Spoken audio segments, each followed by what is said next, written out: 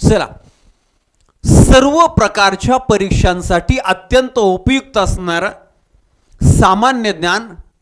या सामान्य ज्ञानामध्ये भूगोल, भूगोलामध्ये भारताचा भूगोल, आणि या भारताच्या भूगोलाला शिकायला आपण सुरुवात करतोय. परीक्षा कोणतीही असू द्या, MPSC पासून पोलीस भरतीपर्यंत. मग या भारताच्या भूगोलामध्ये आपल्याला पहिल्या क्रमांकाचा टॉपिक कोणता शिकायचा असतो? पहिल्या क्रमांकाचा टॉपिक आपल्याला कोणता अतिशय महत्त्वाचा आहे तो आपण अगोदर समजून घेऊया. पहा, मग भारताच्या भूगोलामध्ये पहिल्या क्रमांकाचा टॉपिक कुठला आहे? पहा, तर भारताच्या भूगोलामध्ये पहिल्या क्रमांकाचा टॉपिक आपल्याला शिकायचा आहे. तो पहिल्या क्रमांकाचा टॉपिक फार महत्त्वाचा आहे आणि तो म्हणजे स्थान व विस्तार. स्थान व विस्तार. नेमकं भारत आहे कुठं हे कळलं पाहिजे. भारत पृथ्वीवर आहे कुठं, कोणत्या खंडात आहे, त्याच्या आजूबाजूला काय आहे, हे सगळं क्लिअर कट कळणं म्हणजे स्थान व विस्तार. मग या स्थान व विस्तारामध्ये पहिलं त्याचं जगाचं स्थान तुम्हाला माहिती असणं गरजेचं आहे, जागतिक स्थान.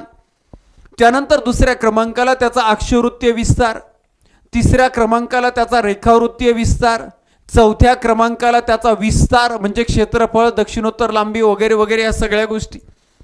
पाचव्या क्रमांकाला शेजारील राष्ट्र. असे 5 टॉपिक आहेत, ते आपल्याला पाहायचेत. पहा, चला सुरुवात करूया. भारताचा भूगोल, पहिल्या क्रमांकाचा टॉपिक स्थान व विस्तार, आणि त्याच्यामध्ये स्थान व विस्तारातला पहिला आहे जागतिक स्थान. म्हणजे या पृथ्वी तलावर भारताचं, आपल्या देशाचं स्थान कोठे आहे हे आपल्याला शिकायचं. आणि हा भारतात जन्माला येणाऱ्या आणि भारतात राहणाऱ्या भारताच्या प्रत्येक नागरिकाला, त्या नागरिकाच्या मनामध्ये आपल्या देशाबद्दल प्रचंड आत्मीयता असणं ही काळाची गरज आहे. आपल्या संस्कृतीबद्दल, आपल्या देशाबद्दल प्रचंड प्रेम असणं ही काळाची गरज आहे. तर आणि तरच आपण आणि आपल्या देशाचा विकास होणार आहे, तर आणि तरच आपल्या शिक्षणाचा उपयोग होणार आहे. ओके, तर जागतिक स्थान आपल्याला पाहत असताना पहा, 2 गोष्टी तुम्हाला विचारात घ्यायच्यात. पहिली गोष्ट पाही, आपली पृथ्वी आहे. कोण आहे? पृथ्वी आहे.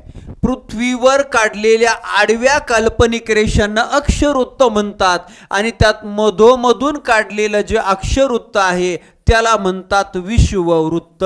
काय? विषुववृत्त. तर या विषुववृत्ताच्या उत्तरेला जो गोलार्ध आहे त्याला म्हणतात उत्तर गोलार्ध. या उत्तर गोलार्धाला भूगोलार्ध असंही म्हणतात, कारण दक्षिण गोलार्धाच्या तुलनेमध्ये पाणी कमी, भू म्हणजे जमीन जास्त आहे. आणि दक्षिणेकडच्या विषुववृत्ताच्या दक्षिणेकडे जो गोलार्ध आहे त्याला दक्षिण गोलार्ध असे म्हणतात, त्याला जलगोलार्ध म्हणतात. झालं दक्षिण गोलार्ध, उत्तर गोलार्ध. मग या 2 पैकी भारताचं स्थान कुठे आहे? तर या 2 पैकी भारताचं स्थान या ठिकाणी आहे. याचाच अर्थ आपला भारत देश जो आहे तो उत्तर गोलार्धामध्ये जागतिक स्थान पाहत असताना पहिला महत्वाचा मुद्दा. आता दुसरा महत्वाचा मुद्दा काय? तर रेखावृत्त म्हणजे उभ्या काल्पनिक रेषा. रेखावृत्त म्हणजे उभ्या काल्पनिक रेषा, त्यातील 0° रेखावृत्त आपण इथं काढलं, ग्रीनिच रेखावृत्त आपण इथं काढलं.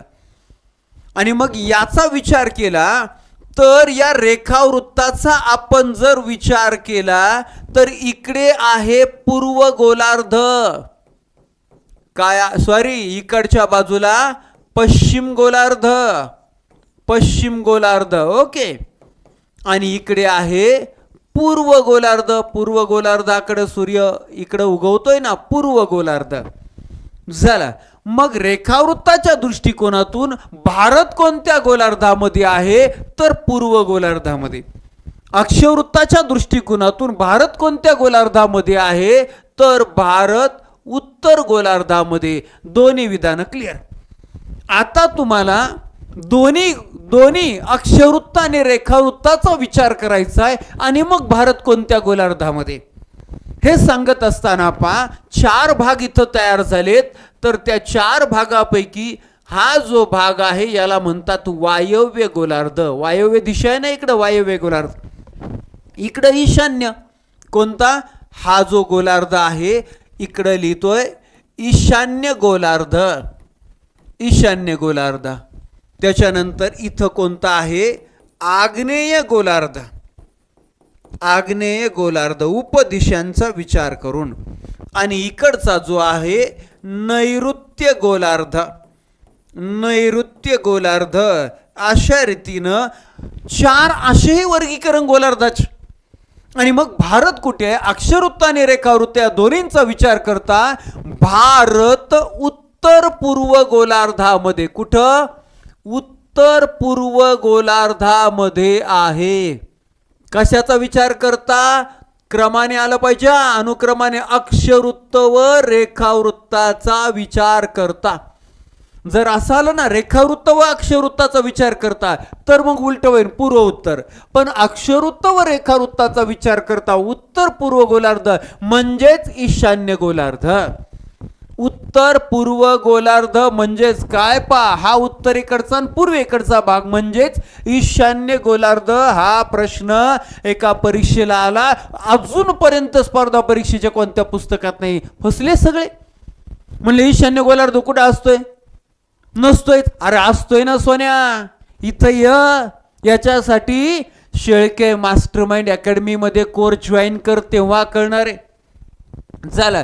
जागतिक स्थान आपण पाहिलं कशा रीतीनं उत्तर गोलार्धात, कशा रीतीनं पूर्व गोलार्धामध्ये आणि कशा रीतीनं उत्तर पूर्व गोलार्ध म्हणजे ईशान्य गोलार्ध. आता हे जागतिक स्थान जे आहे जरा तुम्हाला मी आकृतीमध्ये सांगतो म्हणजे अजून तुम्हाला डिटेलमध्ये छान समजेल. तुम्हाला माहिती आहे आपल्या पृथ्वीवर 71% पाणी आणि 29% जमीन आहे सुमारे, म्हणजे पाण्याचा भाग फार आहे. आणि मग त्यामध्ये 5 महासागर, अनेक समुद्र वगैरे या सगळ्या गोष्टी आहेतच. त्याचबरोबर 7 खंड आहेत. कोणते, 7 खंड. मग इथं आशिया खंड, बरोबर, क्षेत्रफळाच्या दृष्टीनं सर्वात मोठा, लोकसंख्येनं सर्वात मोठा. त्यानंतर 2 नंबरला आफ्रिका खंड. त्यानंतर इथं दक्षिण अमेरिका, उत्तर अमेरिका, 4 खंड झाले. त्याच्यानंतर 5व्या क्रमांकाला युरोप खंड. खरं तर क्षेत्रफळानं युरोप 6वा आहे आणि क्षेत्रफळानं 5व्या क्रमांकाला हा अंटार्क्टिक खंड. झाले किती, 5, 6. आणि ऑस्ट्रेलिया इथं 7व्या क्रमांकाला ऑस्ट्रेलिया खंड. अशी 7 खंड आहेत. मग भारत कुठे आहे, तर भारत आशिया खंडामध्ये आहे. कोणत्या खंडामध्ये भारत आहे असाही प्रश्न येतो, तर आशिया खंडामध्ये. आशिया खंडात कुठं, तर आशिया खंडाच्या इथं बघा हा आपला भारत देश आहे. म्हणजे आशिया खंडाच्या दक्षिणेला आपला भारत देश आहे. आशिया खंडाच्या दक्षिणेला. म्हणजे जागतिक स्थान पाहत असताना आपण कोणत्या गोलार्धात येतो हेही पाहिलं. विषुववृत्ताच्या कोणत्या दिशेला, ग्रीनिच रेखावृत्ताच्या कोणत्या दिशेला हेही पाहिलं. त्याचबरोबर जागतिक स्थान पाहत असताना आशिया खंड माहिती असायला पाहिजे. आशिया खंडाच्या कोणत्या दिशेला हे माहिती असायला पाहिजे. इथं हिंदी महासागर, इथं अरबी समुद्र, इथं बंगालचा उपसागर. अशा रीतीनं आपल्या भारताचं स्थान आहे, आपल्या भारताचं स्थान आहे. आता एकंदरीत जागतिक स्थान जर आपण पाहिलं आपल्या भारताचं, तर पहा या ठिकाणी हे आहे विषुववृत्त, 0° अक्षांश. हे आहे विषुववृत्त, इथं आहेच लिहिलेलं. आणि इथं आपला भारत आहे, भारत आहे. म्हणजे आणि हे कर्कवृत्त. हे कोणतं आहे, हे कर्कवृत्त आहे, कर्कवृत्त. इकडं आहे मकरवृत्त, मकरवृत्त, बरोबर. आणि या ठिकाणी आपला भारत आहे. विषुववृत्ताच्या उत्तरेला उत्तर गोलार्ध, विषुववृत्ताच्या उत्तरेला उत्तर गोलार्ध. हे ग्रीनिच रेखावृत्त इथून जातंय, म्हणजे 0° रेखावृत्ताच्या पूर्वेला असा आपला या ठिकाणी असणारा भारत आहे. या भारतातून कर्कवृत्त जातंय, ते आपण आता डिटेलमध्ये पाहणार आहोत. कर्कवृत्त जातंय, त्याच्यामुळे भारताचा काही भाग इथं समशीतोष्ण कटिबंधामध्ये, भारताचा काही भाग समशीतोष्ण कटिबंधामध्ये आहे. काही भाग हा पहा इथं उष्ण कटिबंधामध्ये आहे. हे सुद्धा जागतिक स्थान पाहत असताना तुम्हाला यायला पाहिजे, माहिती पाहिजे. ओके, पहिला मुद्दा क्लिअर झाला. भारताचे स्थान व विस्तार या टॉपिक मधला काय, जागतिक स्थान. आता दुसरा मुद्दा शिकायला सुरुवात करायची, काय, अक्षवृत्तीय विस्तार. अक्षरवृत्त हे अक्षरवृत्त आडव्या पृथ्वीवर काढलेल्या आडव्या काल्पनिक रेषा म्हणजे अक्षरवृत्त. बरोबर. उत्तर गोलार्धामध्ये 90, दक्षिण गोलार्धामध्ये 90 आणि विषुववृत्त 1 असे एकूण 181 अक्षरवृत्त आहेत. हे तुम्हाला माहिती असायला पाहिजे. आणि त्या अक्षरवृत्ताच्या आधारे एखाद्या देशाचं, खंडाचं, समुद्राचं, महासागराचं, पर्वताचं, गावाचं, शहराचं, राज्याचं, जिल्ह्याचं, तालुक्याचं स्थान निश्चित केलं जाऊ शकतं. आज सगळे मॅप, गुगल मॅप कशावर चालतंय? यावरच सगळं चालतंय. आणि मग त्यातलं आपल्याला अक्षरवृत्तीय विस्तार. आता अक्षरवृत्तीय विस्तार म्हणजे काय? पहा, हा भारताचा नकाशा आहे आणि अशा आडव्या रेषा इथं काढलेल्या आहेत. तर त्या अक्षरवृत्तीय एखाद्या ठिकाणाचा अक्षरवृत्तीय विस्तार म्हणजे काय? तर त्या ठिकाणाच्या दक्षिण टोकावरून गेलेलं अक्षरवृत्त आणि उत्तर टोकावरून गेलेलं अक्षरवृत्त माहिती असणं म्हणजेच त्या ठिकाणाचा अक्षरवृत्तीय विस्तार. मग भारताचा अक्षरवृत्तीय विस्तार म्हणजे काय? तर भारताचा अक्षरवृत्तीय विस्तार म्हणजे भारताच्या दक्षिण टोकावरून गेलेलं आणि भारताच्या उत्तर टोकावरून गेलेलं अक्षरवृत्त तुम्हाला माहिती असायला पाहिजे. मग विषुववृत्त कुठे? इकडे दक्षिणेला. बरोबर का नाही? आणि मग वर वर वर वर वर वर वाढत चाललंय. म्हणजे आपल्याला अगोदर हे अक्षरवृत्त सांगणं गरजेचं आहे. याचं माप किती आहे? पहा मग 8 अंश 4 मिनिटे. मिनिटे म्हणजे डोक्यावर एक रेषा आणि 28 सेकंद. आपण उत्तर गोलार्धामध्ये आहोत अक्षरवृत्ताच्या दृष्टीनं, म्हणून उत्तर 8 अंश 4 मिनिटे 28 सेकंद. उत्तर ते ते ते आता काय? हे इथं 8 अंश आहे. किती? 8 अंश 4 मिनिटे 28 सेकंद उत्तर अक्षांश. उत्तर अक्षांश ते हे सांगायचंय. हे किती आता? 37 अंश 6 मिनिटे 53 सेकंद उत्तर अक्षांश. उत्तर अक्षांश झाला. भारताचा अक्षरवृत्तीय विस्तार क्लिअर झाला. असाच महाराष्ट्राचा, असाच आशिया खंडाचा कुठलाही विचारला तरी तुम्हाला तो यायला पाहिजे. हा झाला भारताचा अक्षरवृत्तीय विस्तार. तुम्ही आता 10वीचं पुस्तक वाचलं असेल तर अक्षरवृत्तीय विस्तार सांगण्याची एक वेगळी पद्धत त्यांनी सांगितलेली आहे. काय पद्धत सांगितली सांगतो ना मी तुम्हाला. तुम्हाला नाही सांगायचं, कुणाला सांगायचंय? तर अक्षरवृत्तीय विस्तार सांगत असताना, रेखावृत्तीय विस्तार सांगत असताना मोठ्या अक्षरवृत्तातून लहान अक्षरवृत्ताचं माप म्हणजे अक्षांश वजा करायचं असतं. मग सेकंदातून सेकंद वजा करायचे, मिनिटातून मिनिट वजा करायचे, तासातून तास वजा करायचे. मग 53 मधून 28 गेले, 8 आणि 5 13 25 25 सेकंद. बरोबर. 6 मधून 4 गेले 2 मिनिटे आणि 37 मधून 8 गेले 29 अंश. किती उत्तर आलं? 29 अंश 2 मिनिटे 25 सेकंद. भारताचा अक्षरवृत्तीय विस्तार एका ठिकाणी विचारला आणि कॉमन सगळ्यांना एवढंच माहिती होतं की असं येतं 8 अंश 37 अंश. पण पर्यायामध्ये तसं नव्हतंच. आणि पर्यायामध्ये होतंय 29 अंश 2 मिनिटे 25 सेकंद. अशाही पद्धतीने अक्षरवृत्तीय विस्तार सांगितला जातो. म्हणजे काय माहितीये? इथं 8 अंश ना 9 10 11 12 13 14 15 16 17 18 19 20 21 22 असे वाढत वाढत वाढत जाऊन इथं 37 अंश आले. 37 म्हणजेच भारतातून किती अक्षरवृत्त गेलेत माहितीये?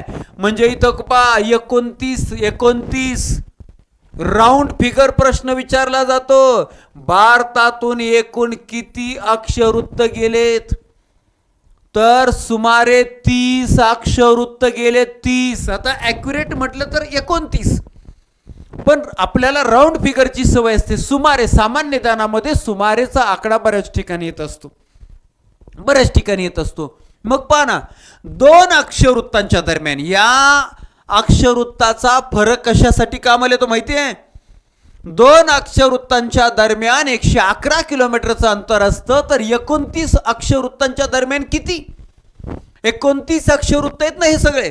किती? मग जर तुम्ही हिशोब केला ना 29 गुणिले 111 किलोमीटर जवळजवळ 3214 किलोमीटरच्या आसपास येईल. म्हणजे 3219 असं उत्तर येईल. पॉइंट आपण धरत नाही ना एवढ्या हिशोबाला. मग 3200 हे आलं म्हणजे काय आहे, तर भारताची दक्षिणोत्तर लांबी निघली ना आपली.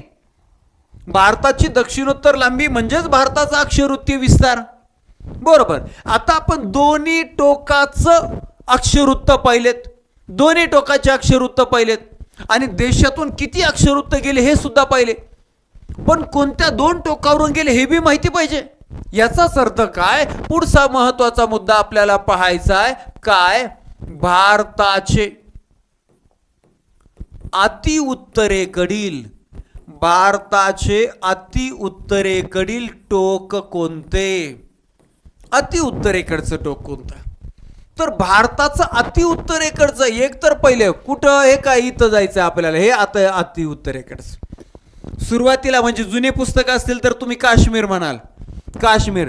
तर पा काश्मीर आता एवढंच आहे, काश्मीर एवढंच आहे. इथं काश्मीर संपलं. मग इथं काय आहे, इथं आहे लडाख, लेह लडाख.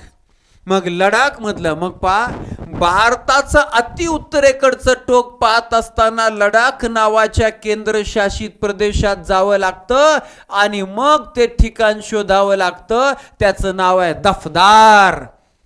काय, दफदार. आणि या दफदार मधूनच आपल्या 37°6' हे अक्षरवृत्त जातंय. भारताचं अति उत्तरेकडचं टोक पाहिलं, मग भारताचं अति दक्षिणेकडचं बी येणार का नाही. आता जाऊया आपण भारताचे अति दक्षिणेकडील, भारताचे अति दक्षिणेकडील टोक आपल्याला पाहायचंय. मग अति दक्षिणेकडचं टोक जर विचारलं तर तुम्ही इथं शोधायला जाता, इथं नाही शोधायचं. मग भारताचं इथं हे पा, इथं श्रीलंका आणि त्याच्या इकडं पा अंदमान निकोबार बेट समूह. हे अंदमान निकोबार इकडं बघा आलेत असे आणि अजून खाली गेलेले. आणि म्हणून भारताचे अति दक्षिणेकडचं टोक जे आहे अंदमान वर, निकोबार खाली. मग निकोबार बेट समूहात, निकोबार बेट समूहामध्ये सर्वात दक्षिणेकडचा जो पॉइंट आहे त्याचं नाव आहे इंदिरा पॉइंट. काय नाव आहे, इंदिरा पॉइंट असं नाव आहे. आणि या इंदिरा पॉइंट वरून कोणतं अक्षरवृत्त गेलेलं आहे पा, तर हे इथं 8° आहे, पण त्याच्या दक्षिणेला म्हणल्यावर कुठंतरी कमी अजून खाली विषुवर, त्याच्याकडं 6°45' उत्तर अक्षांश, 6°45'. इथं 8° त्याच्या खाली, बरोबर त्याच्या खाली आहे 6°45'. आता तुम्हाला अजून गंमत सांगतो.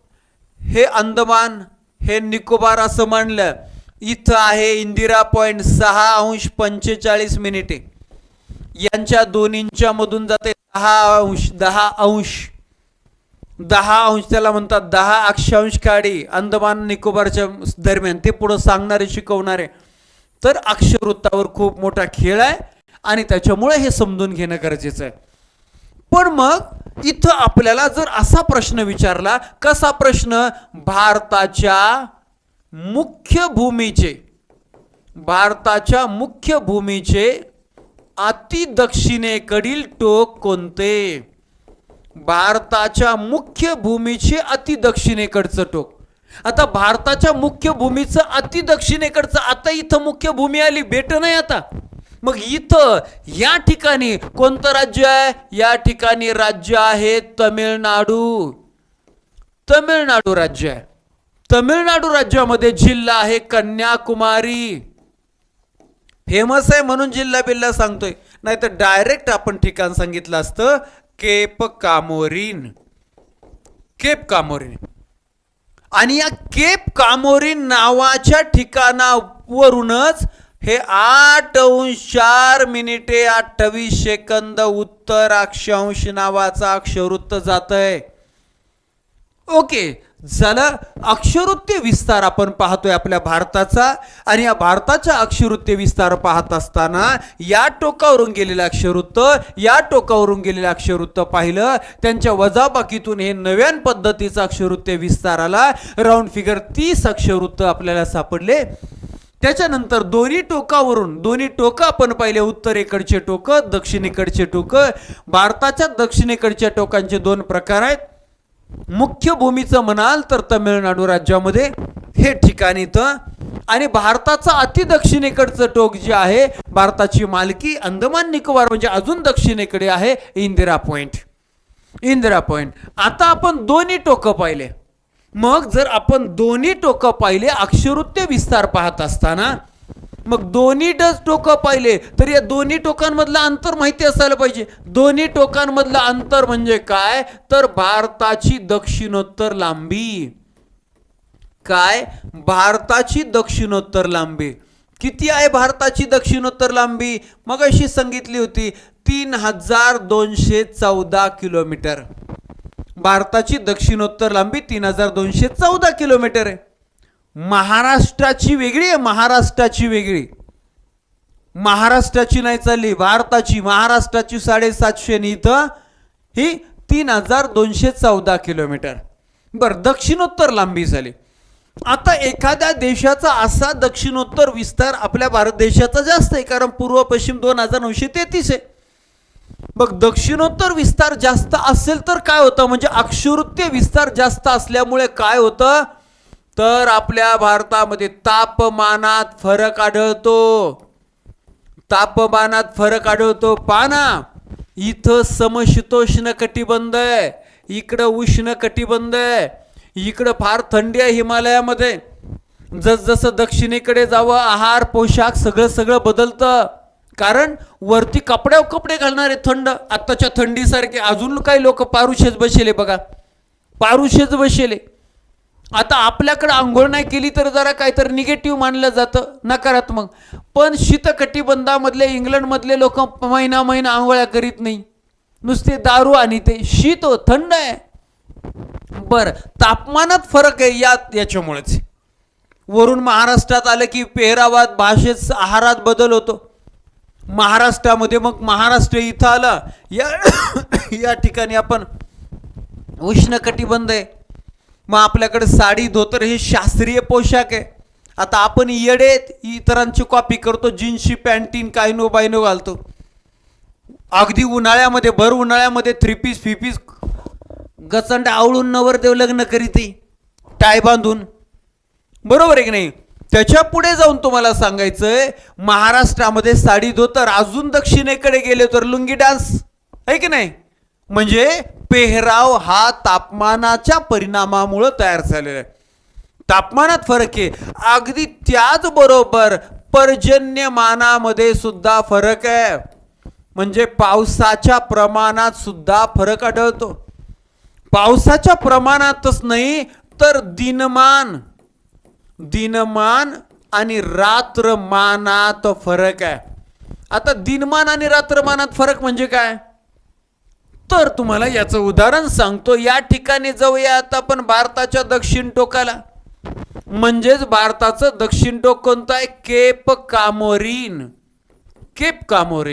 या केप कामोरीन नावाच्या या दक्षिण टोकाला सर्वात लहान दिवस उत्तर गोलार्धात कधी असतो, 22 डिसेंबरला. व सर्वात मोठा दिवस कधी असतो, 21 जून रोजी मोठा दिवस असतो. यामधला फरक किती आहे माहिती आहे, फक्त 45 मिनिटांचा फरक आहे, फक्त 45 मिनिटांचा. इथं लहान दिवस आणि मोठा दिवस फक्त 45, म्हणजे काहीच नाही. आता आपण इथं जाऊया, या उत्तर टोकाला जाऊया. म्हणजेच इथं पाहता दफदार नावाचं जे ठिकाण आहे, या दफदार नावाच्या ठिकाणावर आपल्याला सर्वात लहान दिवस म्हणजे 22 डिसेंबर व सर्वात मोठा दिवस म्हणजे 21 जून यांच्यामध्ये 4 तासांचा फरक आहे. 4 तासांचा, इथं 4 तासांचा फरक आहे, इथं फक्त 45 मिनिटाचा. याचं कारण आहे अक्षरवृत्तीय विस्तार, म्हणजेच दक्षिणोत्तर लांबी जास्त असणे, दक्षिणोत्तर विस्तार जास्त असणे, याचा तो परिणाम आहे. अशा रीतीनं भारताचा अक्षरवृत्तीय विस्ताराचा परिणाम काय होतोय हे आपण पाहिलं. अजून एक महत्वाची गोष्ट काय, अक्षरवृत्त पाहत असताना भारतातून एक अतिशय महत्वाचं अक्षरवृत्त जातं. कोणतं? कर्कवृत्त हे भारतातून जातंय. कर्कवृत्त कुठं गेलं? हे कर्कवृत्त, हे कर्कवृत्त आहे. कर्कवृत्त भारतामधून जातं. मग परीक्षेला विचारलं जातं किती राज्यातून जातं, तर 8 राज्यातून कर्कवृत्त जाते, 8 राज्यातून. मग लावा पश्चिमेकडून पूर्वेकडे क्रम, तर 1 नंबरला गुजरात आहे, 1 नंबरला गुजरात. त्याच्यानंतर राजस्थान, राजस्थानमधून एकदम कमी जातं, एकदम सर्वात कमी कोणत्या राज्यातून? राजस्थानमधून जाते. याच्यानंतर आहे मध्य प्रदेश, त्याच्यानंतर आहे छत्तीसगड, त्याच्यानंतर आहे झारखंड, त्याच्यानंतर आहे पश्चिम बंगाल, पश्चिम बंगाल नंतर त्रिपुरा आहे आणि शेवटी आहे मिझोराम. मिझोराम पा किती झाले? 1 2 3 4 5 6 7 आणि 8 झालं. भारतातील 8 राज्यातून जाणार हे कर्कवृत्त म्हणजे 23.5 उत्तर अक्षांश, 23.5 उत्तर अक्षांश, ज्याच्या उत्तरेला इकडं समशीतोष्ण कटिबंध आहे, समशीतोष्ण, आणि ज्याच्या दक्षिणेला उष्ण कटिबंध आहे. हे अजिबात विसरायचं नाही. अशा रीतीनं भारताचा अक्षरवृत्तीय विस्तार संपला, फिनिश झाला, कंप्लीट झाला. तुम्ही कोणतं बी पुस्तक, कोणतीही प्रश्नपत्रिका काढा, याच्या बाहेरचा प्रश्न आला नाही, येणार नाही, 100% खात्री, 100% खात्री. झाला अक्षरवृत्तीय विस्तार क्लिअर झाला. आता आपल्याला जायचं रेखावृत्तीय विस्तार. रेखावृत्त म्हणजे पृथ्वीवर काढलेल्या उभ्या काल्पनिक रेषा, रेखावृत्ती. आता रेखावृत्तीय विस्तार पाहत असताना इकडं कुठंतरी 0 रेखावृत्त, ग्रीनिच रेखावृत्त म्हणतो, ज्याच्यावरून जगाची प्रमाणवेळ ठरवली. आणि मग त्याच्या इकडच्या बाजूला म्हणजे पूर्वेकडे आपला भारत आहे, पूर्वेकडे आपला भारत आहे. मग इथं कुठंतरी 1 2 3 अशा वाढत वाढत इकडे येणार आहे. मग भारताच्या या टोकावरून गेलेलं रेखावृत्त आणि भारताच्या या पूर्व टोकावरून गेलेलं रेखावृत्त माहिती पाहिजे. सांगतो तुम्हाला. मग इथं आहे पा 68 7 मिनिटे 33 सेकंद पूर्व गोलार्धात आहे ना, पूर्व ते म्हणजे इथं आलोय पाहता, इथं दिसत नसेल तर इथं लिहितो 68 7 मिनिटे 33 सेकंद हे, आणि इथं 97 24 मिनिटे 47 सेकंद पूर्व रेखावृत्त. ओके, ते 97 24 मिनिटे 47 सेकंद पूर्व रेखांश झाला. पूर्व का म्हणतात? आपण रेखावृत्ताच्या दृष्टीने पूर्व गोलार्धामध्ये आहोत आणि अक्षवृत्ताच्या बाबतीत उत्तर गोलार्धामध्ये आहोत, म्हणून उत्तर नाव झालं. अशा रीतीने आपला भारताचा रेखावृत्तीय विस्तार झाला. मग रेखावृत्तीय विस्तार झाला तर मगाच्या सारखं सर आम्हाला वजाबाकी करून इथं जमणार आहे का? जमणार आहे ना, कुठलं कशाचं बी जमतं. चला 47 मधून आपल्याला 33 वजा करायचे, 7 3 14 सेकंद. 24 मधून आपल्याला 7 वजा करायचेत म्हणजे 17 मिनिटे, आणि 97 मधून 68 वजा करायचे म्हणजे 29 अंश झालं. भारताचा रेखावृत्तीय विस्तार असाही क्लिअर झाला. 29 अंश 17 मिनिटे 14 सेकंद किंवा 68 अंश 7 मिनिटे 33 सेकंद पूर्व ते 97 अंश 24 मिनिटे 47 सेकंद पूर्व रेखांश. ओके, म्हणजे राऊंड फिगर हिशोब केला तर इथं सुद्धा 29 रेखावृत्त भारतातून जात आहेत, म्हणजे सुमारे 30 रेखावृत्त, सुमारे 30 रेखावृत्त भारतातून जात आहेत. ओके, आलं लक्षात? 30 रेखावृत्त आणि 30 अक्षवृत्त हे क्लिअर झालं पाहिजे. हे कळलं म्हणजे काय होतं माहितीये? हे कळलं म्हणजे काय झालं तुम्हाला माहितीये? आपण खगोलशास्त्रामध्ये शिकलोय, एक रेखावृत्त पूर्वेकडे आपण गेलो की 4 मिनिटे आपण काय होतो, 4 मिनिटे आपण पुढे जातो, 4 मिनिटे पुढे. आता या दोन्ही टोकांमध्ये 30 रेखावृत्ताचा फरक आहे, 30 रेखावृत्ताचा फरक आहे. मग होतं काय, त्याचा परिणाम इथंच तुम्हाला क्लिअर सांगतो, याचा परिणाम इथंच मी तुम्हाला क्लिअर सांगतो. यानं होतं काय, तर एक रेखावृत्त ओलांडलं की 4 मिनिटाचा फरक आहे, तर 30 रेखावृत्त ओलांडल्यानंतर किती गुणवले 4 केलं 120 येतं, 120 मिनिटे. 120 मिनिटे म्हणजे सुमारे 2 तास आहे, 2 तास. ओके, ॲक्युरेट जर केला ना हिशोब ॲक्युरेट, तर 116 मिनिटांचा फरक आहे. मग हे काय माहिती आहे, म्हणजे हा गुणाकार 120च येतो, पण इथं 30 नाही ना, इथं 29, 17, 14 आहे. म्हणजेच काय, तर रेखावृत्तीय विस्ताराचा परिणाम काय होतो, सूर्योदय, सूर्यास्त. याचाच अर्थ स्थानिक वेळेत फरक पडतो, स्थानिक वेळेत फरक पडतो. प्रमाण वेळेनुसार इकडं अरुणाचल प्रदेशमध्ये जितक्या वाजता सूर्य उगवणार आहे तितक्याच वाजता गुजरातमध्ये उगवणार आहे. प्रमाण वेळेनुसार, कारण आपण ठरवली ती वेळ, तुम्ही एवढेच मानायची. पण स्थानिक वेळेनुसार तसं नाही. स्थानिक वेळेनुसार अरुणाचल प्रदेशमध्ये इथं पूर्व टोकाला सूर्य उगवल्यानंतर 116 मिनिटांनी, किती, 116 मिनिटांनी गुजरातच्या या पश्चिम टोकावर सूर्य उगवत असतो. तेवढाच मावळण्याच्या वेळेतला सुद्धा फरक आहे. हा सुद्धा प्रश्न परीक्षेला आलेला आहे. मग आता आपण दोन्ही टोकाचे रेखावृत्त पाहिले, दोन्ही टोकाचे रेखावृत्त, त्यांच्यामधले रेखावृत्ताची संख्या पाहिली. पण दोन्ही टोक हे जे रेखावृत्त दोन्ही कुठल्या टोकावरून जातात याचाच अर्थ आपल्याला काय माहिती असायला पाहिजे. पुढच्या स्क्रीनवर लिहितो, भारताचे अतिपूर्वेकडील टोक कोणते. भारताचे अतिपूर्वेकडचं टोक पाहायला जायचं म्हटलं तर राज्य आहे अरुणाचल प्रदेश.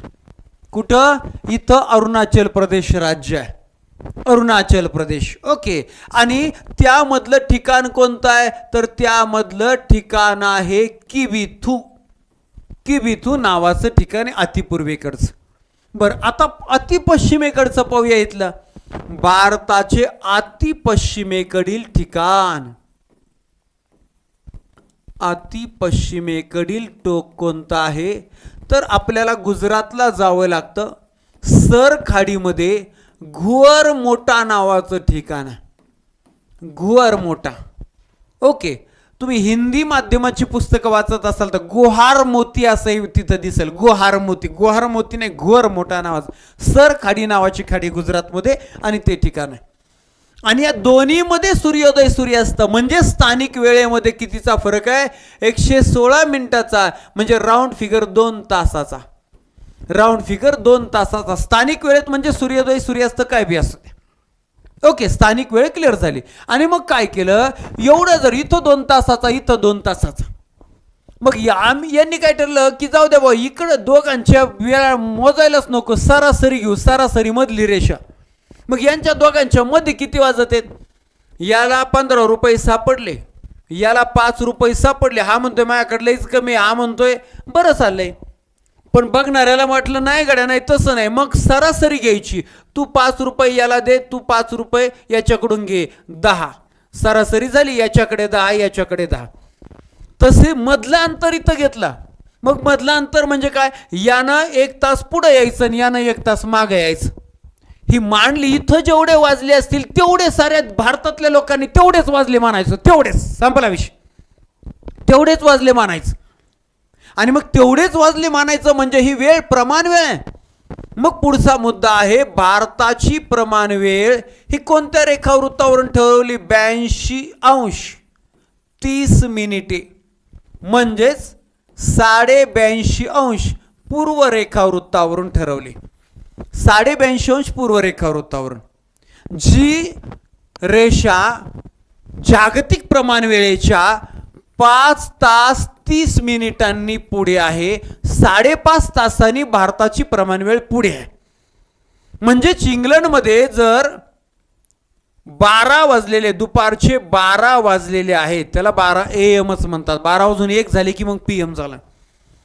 तर मग भारतात किती वाजले असतील? 5-5.5 तासांनी पुढे जायचंय. 1 2 3 4 5 आणि पुढे म्हणजे 5:30 वाजलेले असणार. 5:30 आपल्या भारतामध्ये, आपण 5:30 तासांनी पुढे.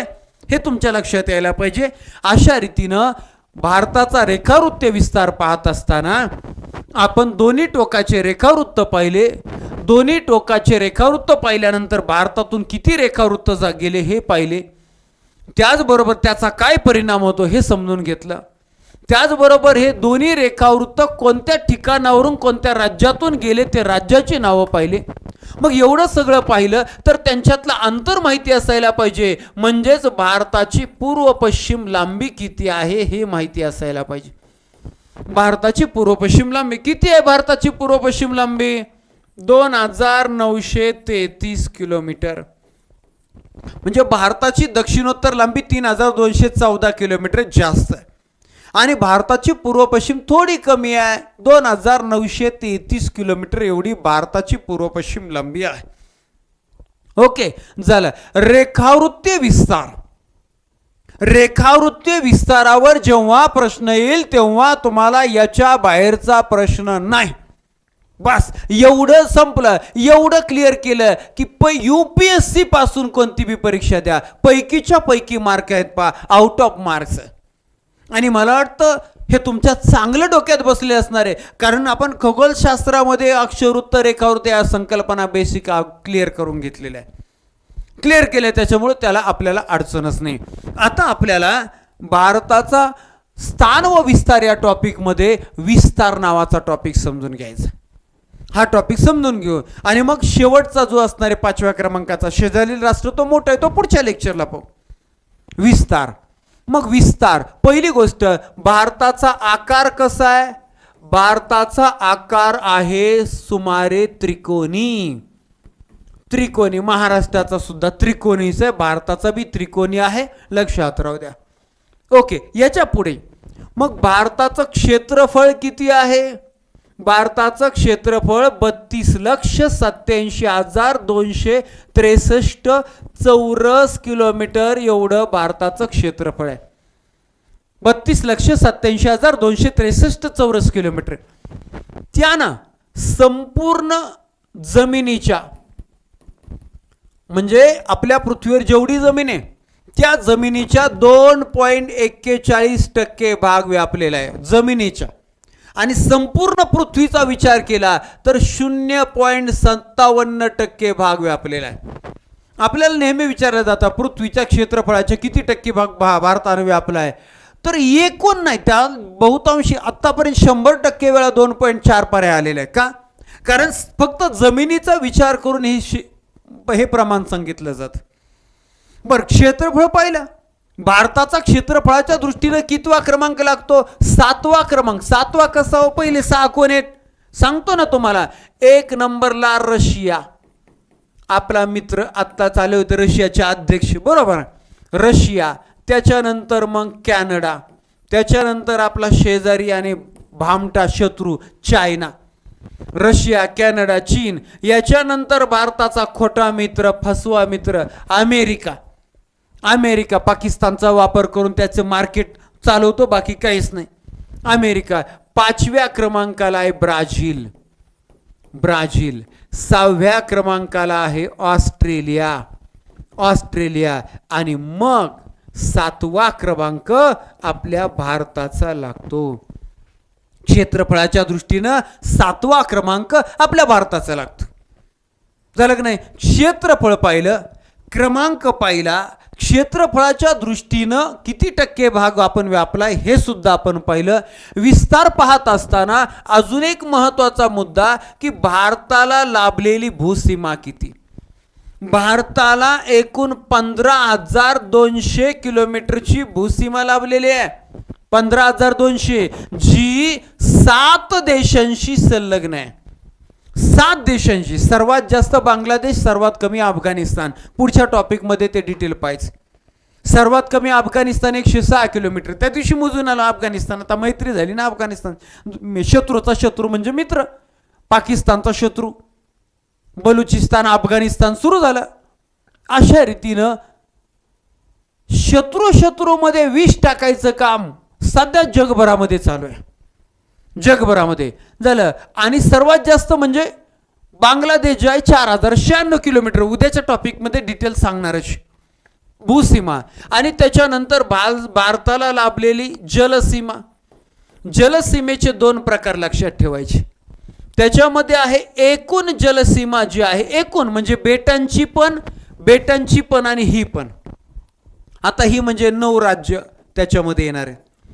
भूसीमेला आपल्या भारताची जी भूसीमा आहे त्याच्यामध्ये 14 राज्य आणि 2 केंद्रशासित प्रदेश आहेत. भूसीमेचे भारतातले 14 राज्य आणि 2 केंद्रशासित प्रदेश. तर जलसीमेला जे आहे, जलसीमेला 9 राज्य आहेत. 9 राज्य. ओके. आणि 9 पाहूया आपण ते कोणते. पण अगोदर एकूण आणि मुख्य जलसीमा हा दोन्हीतला फरक. एकूण म्हणजे बेटांसहित हा सगळा भाग. मग गुजरात आहे, त्याच्यानंतर महाराष्ट्र, मग गोवा, मग कर्नाटक, मग केरळ, मग तमिळनाडू, त्याच्यानंतर मग आंध्र प्रदेश, ओरिसा, पश्चिम बंगाल, एवढे सगळे. ओके. तर एवढे सगळे म्हणजे 9 आहेत. तर एकूण 7517 किलोमीटरचा किनारा आहे. 7000. आणि त्यातल्या बेटांचा किनारा वजा केला ना तर 6100 किलोमीटरचा भारताला लाभलेला किनारा आहे. 6100 आणि 7517 लक्षात राहू द्या. झालं. भूसीमा पाहिलं, जलसीमा पाहिलं. भारताच्या विस्तारामध्ये आपल्याला क्षेत्रफळ, जलसीमा, भूसीमा या गोष्टी आहे. आता उद्याच्या लेक्चरमध्ये आपण भारताचे शेजारील राज्य, शेजारील राष्ट्र, त्या राष्ट्रांना किती किलोमीटरची, भारतातल्या कोणत्या राज्यांची, कोणत्या केंद्रशासित प्रदेशांची सीमा, मग भूसीमेलगत किती, जलसीमेलगतचे देश किती, भूसीमा आणि जलसीमा दोन्ही सीमा लाभलेले देश किती, दोन्ही सीमा लाभलेले राज्य किती, हे सुद्धा आपल्याला पाहायचं आहे. तो टॉपिक जरा मोठा आहे आणि त्याच्यामुळे तो आपण उद्याच्या लेक्चरमध्ये पाहणार आहोत. आत्ताच्या आपल्या लेक्चरची वेळ संपलेली आहे आणि बरोबर आपण 4 टॉपिक भारताच्या भूगोलाचे, भारताच्या स्थान व विस्ताराचे कव्हर केले. भारताचा भूगोल हा टॉपिक आपण आजच शिकायला सुरुवात केली आणि त्यामध्ये पहिलाच टॉपिक शिकायला सुरुवात केली भारताची स्थान व विस्तार. स्थान व विस्तार पाहत असताना 4 घटक आपल्याला प्रामुख्याने 5 घटक शिकावे लागतात. त्यातले 4 आपण शिकलो. पहिला घटक जागतिक स्थान, दुसरा अक्षरवृत्तीय विस्तार, तिसरा रेखावृत्तीय विस्तार आणि चौथा विस्तार. बरोबर आहे की नाही. मग एकदा रिव्हिजन करू आपण. काय आलं होतं, विस्ताराचं आलं होतं. बरं. आणि त्याच्यानंतर मग एंडिंग. पण एकदा रिव्हिजन करू आपण की काय काय पाहिले आपण, काय काय भारताचा भूगोल, त्यातला पहिला टॉपिक स्थान व विस्तार आणि त्याच्यामध्ये मग कशा रीतीने भारत ईशान्य गोलार्धामध्ये येतो हे आपण पाहिलं. त्याच्यानंतर कोणत्या खंडात येतो, कोणत्या बाजूला, सगळे खंड, सगळे महासागर समजून घेतले. त्याच्यानंतर मग कोणत्या तापमानाच्या कटिबंधामध्ये येतो हे सुद्धा पाहिलं. जागतिक स्थान संपल्यानंतर अक्षरवृत्तीय विस्तार, सर्व डिटेलमध्ये अक्षरवृत्तीय विस्तार पाहिलं, सर्व डिटेलमध्ये रेखावृत्तीय विस्तार आपण पाहिलं. त्यानंतर विस्तार नावाचा टॉपिक पाहिला आणि मला वाटतं की हे तुमच्या एकदम डोक्यामध्ये परफेक्ट बसलेला असणारे, अपेक्षा आहे 100% हा घटक तुमचा क्लिअर झालेला असणारे. एकदा तुमच्या कमेंट्स पाहतो, मग पुढे जाऊया आपण.